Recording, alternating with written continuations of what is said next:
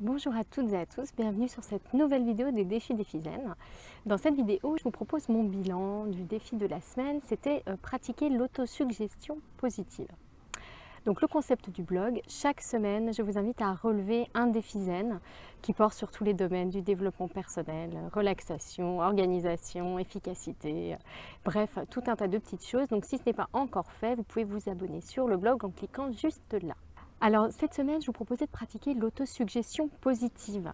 Je faisais référence à la méthode Coué, à son fameux chaque jour, à tout point de vue, je vais de mieux en mieux.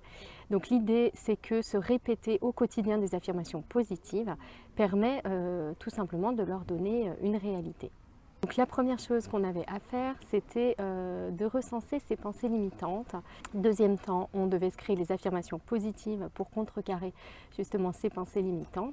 Et puis enfin, dans un troisième temps, chaque jour, on devait se répéter ces affirmations positives, ces suggestions orientées et se visualiser en train d'incarner ces suggestions.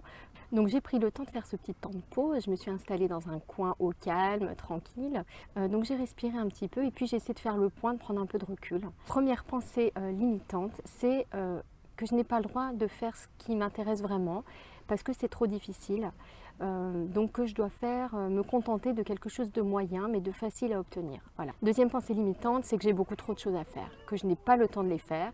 Troisième pensée limitante que j'ai également, c'est de me dire que quoi que je fasse, je ne peux pas vraiment changer. Quatrième pensée et cinquième pensée, elles se rapportent au blog.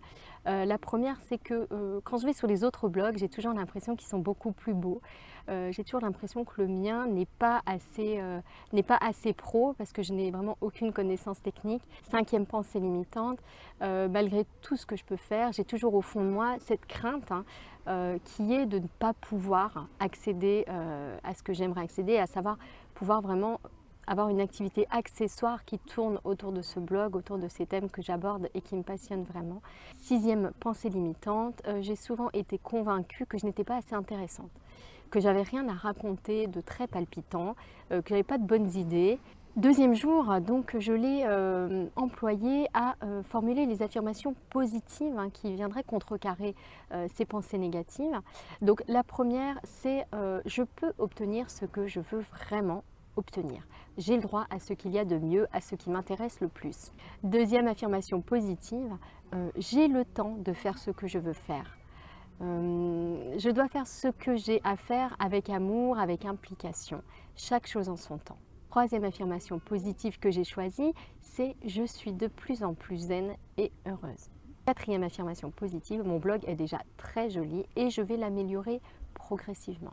Cinquième affirmation positive, si je le veux, je trouverai les solutions pour vivre de mon blog. Sixième affirmation positive, je m'intéresse sincèrement aux autres.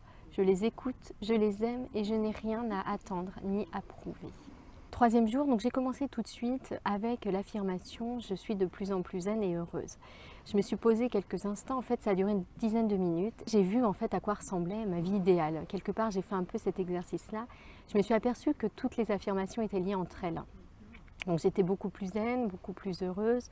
Donc j'évoluais plus lentement, avec plus de douceur. Il n'y avait pas de tension. Je faisais ce que je voulais, donc travailler mon blog, je pouvais prendre le temps. Avec mes enfants, je prenais également le temps de bien profiter d'eux. Donc chaque chose en son temps. Bref, je retrouvais un petit peu toutes ces affirmations qui me sont chères.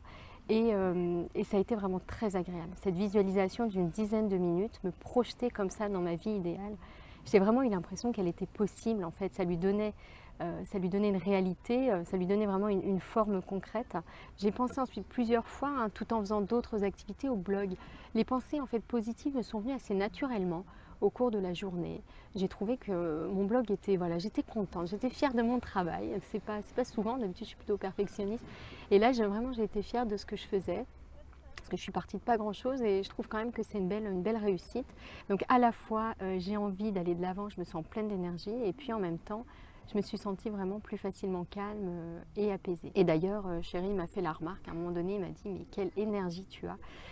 Et c'est vrai que je me sens beaucoup plus dynamique et puis en même temps sans la tension qui peut accompagner l'activité un peu permanente. Voilà, c'est vraiment de l'énergie, mais de l'énergie positive et calme. Avant d'aller faire les courses, un peu en milieu d'après-midi, je me suis rappelé l'affirmation, donc je prends le temps et puis je suis à l'écoute des autres, au service des autres. Vraiment, je n'attends pas de retour, mais j'aime, j'écoute, voilà, je suis disponible en fait pour les autres. Et alors j'en ai vu des conséquences immédiates incroyables. Donc beaucoup plus patiente, beaucoup plus calme avec les enfants. En fin d'après-midi, c'est jamais simple. Et là, on a passé une soirée absolument merveilleuse. Il n'y a eu aucune tension. Je ne sais pas si c'est lié directement. Je pense quand même que ça doit jouer forcément. Il n'y a eu vraiment voilà, aucun moment de tension. Notre petit, qui est un peu turbulent, a été vraiment adorable et calme. On a passé un super moment le soir. Il a eu du mal à dormir. Il est revenu vers moi et vraiment une grande complicité entre nous. On a même pleuré de rire sur un truc complètement idiot, mais voilà, on a passé un super moment, beaucoup plus complice et ça a été hyper agréable.